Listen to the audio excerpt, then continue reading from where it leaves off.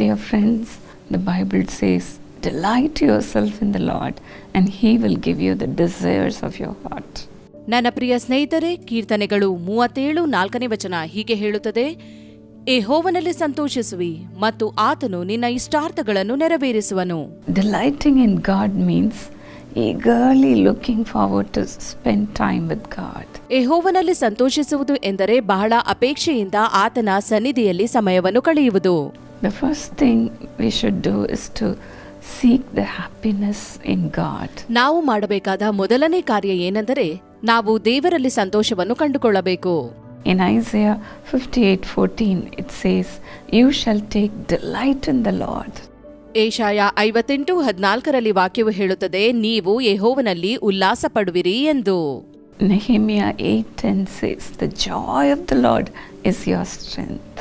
ಮತ್ತು ನೆಹೆಮಿಯ 8:10 ಹೀಗೆ ಹೇಳುತ್ತದೆ, ಯೆಹೋವನ ಆನಂದವೇ ನಿಮ್ಮ ಆಶ್ರಯವಾಗಿದೆ ಎಂದು. I know the Lord will give you the joy of the Holy Spirit from this time on in an increasing measure. ಇದರ ಮೊದಲುಗೊಂಡು ನಿಮ್ಮ ಜೀವಿತದಲ್ಲಿ ಪವಿತ್ರಾತ್ಮನ ಆನಂದವು ಹೆಚ್ಚುತ್ತಾ ಬರುವುದು. You will become like Mary, who chose to spend time with Jesus, whom she loved because she delighted in him. ಆತನ ಸನ್ನಿಧಿಯಲ್ಲಿ ಸಮಯವನ್ನು ಕಳೆಯುವ ಮತ್ತು ಆತನಲ್ಲಿ ಆನಂದಿಸುವ ಮರಿಯಳಂತೆ ನೀವು ಆಗುವಿರಿ. Delighting in the Lord really transforms your character. ದೇವರಲ್ಲಿ ಸಂತೋಷ ಪಡುವುದರಿಂದ ನಿಮ್ಮ ಸ್ವಭಾವಗಳು ಬದಲಾಗುವವು. Delighting in the Lord removes your sinful addictions. ದೇವರಲ್ಲಿ ಆನಂದಿಸುವುದರಿಂದ ಪಾಪ ತುಂಬಿದ ಚಟಗಳು ನಿಮ್ಮನ್ನು ಬಿಟ್ಟು ಹೋಗುವುದು. The Bible says in Psalm 97:10. ಸತ್ಯವೇದವು ಕೀರ್ತನೆ 97:10 ಹೀಗೆ ಹೇಳುತ್ತದೆ, You who love the Lord hate evil. ಯೆಹೋವನನ್ನು ಪ್ರೀತಿಸುವವರೇ ಕೆಟ್ಟತನವನ್ನು ಹಗೆ ಮಾಡಿರಿ ಎಂಬುದಾಗಿ ಬರೆಯಲ್ಪಟ್ಟಿದೆ.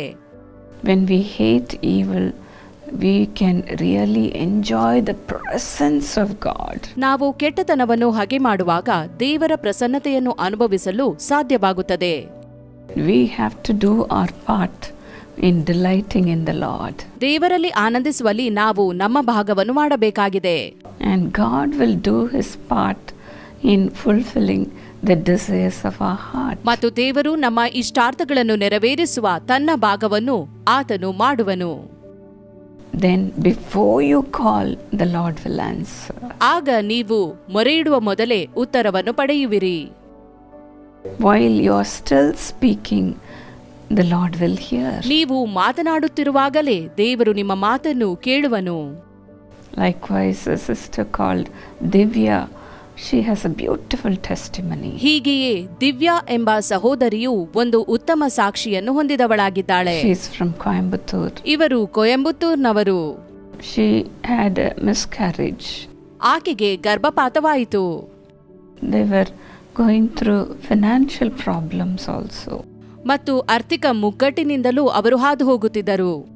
On 10th April, when both the husband and the wife came to the Bethesda Prayer Center. April 10ನೇ ತಾರೀಕಿಗೆ ಗಂಡ ಹೆಂಡತಿ ಇಬ್ಬರೂ ಕೂಡ ಬೆಥೆಸ್ದಾ ಪ್ರಾರ್ಥನಾ ಗೋಪುರಕ್ಕೆ ಬಂದರು. They attended the blessing meeting. ಆಶೀರ್ವಾದ ಕೂಟದಲ್ಲಿ ಅವರಿಬ್ಬರು ಪಾಲ್ಗೊಂಡರು. During the prayer time, ಪ್ರಾರ್ಥನೆ ನಡೆಯುತ್ತಿರುವಾಗ, when I was praying for the people to be filled with the Holy Spirit, ಜನರು ಪವಿತ್ರಾತ್ಮನಿಂದ ತುಂಬಲ್ಪಡುವುದಕ್ಕಾಗಿ ಬೇಡಿಕೊಂಡೆನು. both of them received the anointing. ಇವರಿಬ್ಬರು ಅಭಿಷೇಕವನ್ನು ಪಡೆದುಕೊಂಡರು. From that time on, everything changed. ಆ ಸಮಯ ಮೊದಲುಗೊಂಡು ಎಲ್ಲವೂ ಬದಲಾಯಿತು. Sister was completely recovered. ಸಹೋದರಿಯು ಸಂಪೂರ್ಣವಾಗಿ ಗುಣಮುಖಳಾದಳು. He also blessed the husband with a good job. ದೇವರು ಗಂಡನನ್ನು ಒಳ್ಳೆ ಉದ್ಯೋಗದಿಂದ ಆಶೀರ್ವದಿಸಿದನು. And the Lord enabled them to clear the major debts. ದೊಡ್ಡ ದೊಡ್ಡ ಸಾಲಗಳನ್ನು ಅವರು ತೀರಿಸುವಂತೆ ದೇವರು ಮಾಡಿದನು. The Lord blessed them with the gift of a child. ದೇವರು ನಿಜವಾಗಿಯೂ ಅವರನ್ನು ಸಂತೋಷಪಡಿಸಿದ್ದಾನೆ.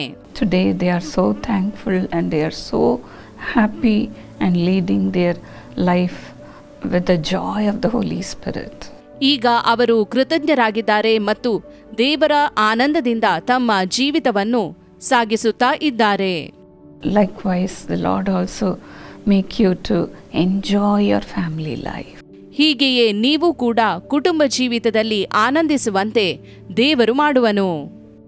You will really delight yourself in the Lord. ನೀವು ಖಂಡಿತವಾಗಿಯೂ ದೇವರಲ್ಲಿ ಆನಂದಿಸುವಿರಿ. All your heart's desires will be granted to you. ನಿಮ್ಮ ಎಲ್ಲಾ ಇಷ್ಟಾರ್ಥಗಳು ನೆರವೇರಿಸಲ್ಪಡುವವು. All your sinful addictions will leave you. ಎಲ್ಲಾ ಪಾಪದ ಚಟಗಳು ನಿಮ್ಮನ್ನು ಬಿಟ್ಟು ಹೋಗುವವು. The Lord will set you free. ದೇವರು ನಿಮ್ಮನ್ನು ಸ್ವತಂತ್ರರನ್ನಾಗಿ ಮಾಡುವನು. Father, let your hand come upon your children to give them the joy of the Holy Spirit. ತಂದೆಯೇ, ನಿನ್ನ ಹಸ್ತವು ನಿನ್ನ ಮಕ್ಕಳ ಮೇಲೆ ಬರುವ ಮೂಲಕ ಅವರು ಪವಿತ್ರಾತ್ಮನ ಆನಂದವನ್ನು ಪಡೆದುಕೊಳ್ಳಲಿ. They may have lost the love of their loved ones. ಅವರು ತಮ್ಮ ಜೀವಿತದಲ್ಲಿ ಪ್ರೀತಿ ಪಾತ್ರರ ಪ್ರೀತಿಯನ್ನು ಕಳೆದುಕೊಂಡಿರಬಹುದು. Father, even now let your joy fill their hearts, Lord. ಆದರೆ ಈಗ ನಿನ್ನ ಆನಂದವು ಅವರ ಹೃದಯವನ್ನು ತುಂಬಿಕೊಳ್ಳಲಿ. They might have even lost their children in the womb. ಅವರು ಗರ್ಭದಲ್ಲಿಯೇ ತಮ್ಮ ಮಕ್ಕಳನ್ನು ಕಳೆದುಕೊಂಡಿರಬಹುದು. One after the other, they might have had miscarriages. ಒಂದರ ಮೇಲೆ ಒಂದು ಗರ್ಭಪಾತವಾಗುತ್ತಿರಬಹುದು.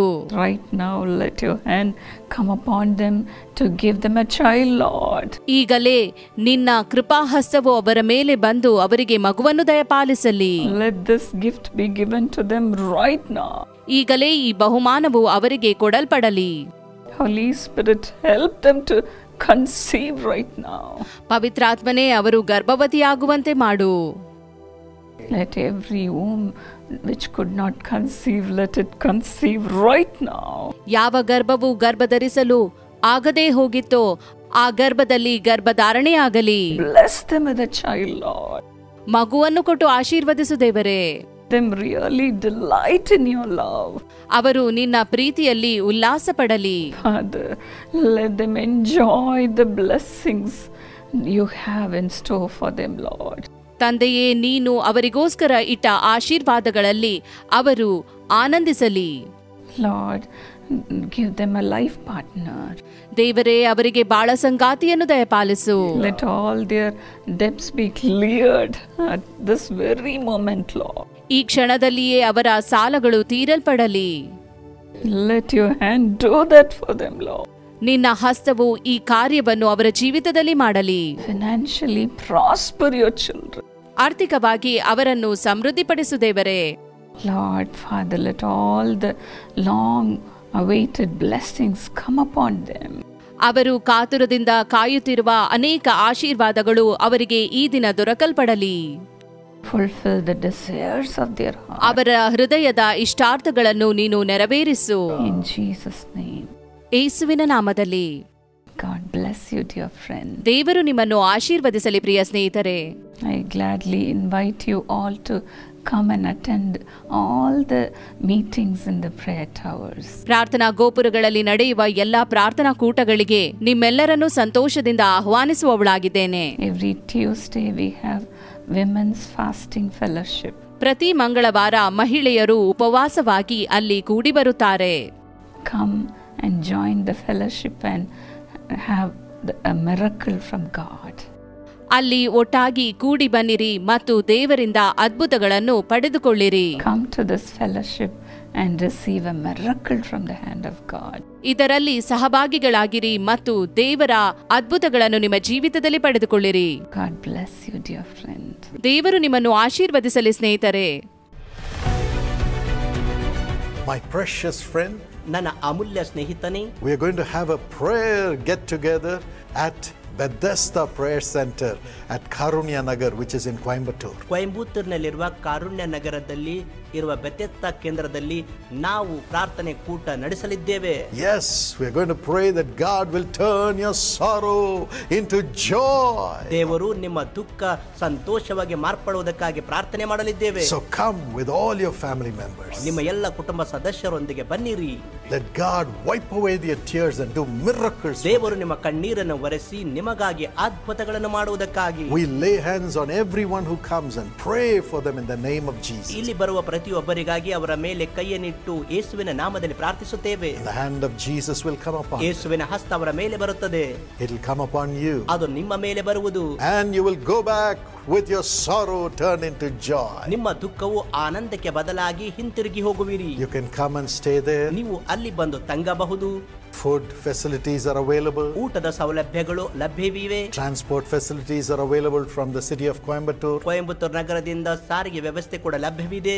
Just come. ಅದಕ್ಕಾಗಿ ಬನ್ನಿರಿ. Call the number on the screen and they'll give you all the information. ಪರದೆಯ ಮೇಲೆ ಕಾಣುವ ಸಂಖ್ಯೆಗೆ ಕರೆ ಮಾಡಿರಿ. ಎಲ್ಲ ಮಾಹಿತಿ ಅವರು ನಿಮಗೆ ಕೊಡುವರು. ಕಾರುಣ್ಯ ನಗರದಲ್ಲಿ ನಡೆಯುವ ಬೆಥೆಸ್ದಾ ಆಶೀರ್ವಾದ ಕೂಟಕ್ಕೆ ಡಾಕ್ಟರ್ ಪಾಲ್ ದಿನಕರನ್ ಮತ್ತು ಅವರ ಕುಟುಂಬವು ನಿಮಗೆ ವೈಯಕ್ತಿಕ ಆಹ್ವಾನವನ್ನು ನೀಡಿದೆ. ದಿನಾಂಕ ಭಾನುವಾರ ಜುಲೈ 7ರಂದು, ಸಮಯ ಮಧ್ಯಾಹ್ನ 2 ಗಂಟೆಗೆ. ವಸತಿ ಮತ್ತು ಹೆಚ್ಚಿನ ವಿವರಗಳಿಗಾಗಿ ದಯವಿಟ್ಟು ತಕ್ಷಣ 9487846601 ಈ ಸಂಖ್ಯೆಗೆ ಸಂಪರ್ಕಿಸಬಹುದು.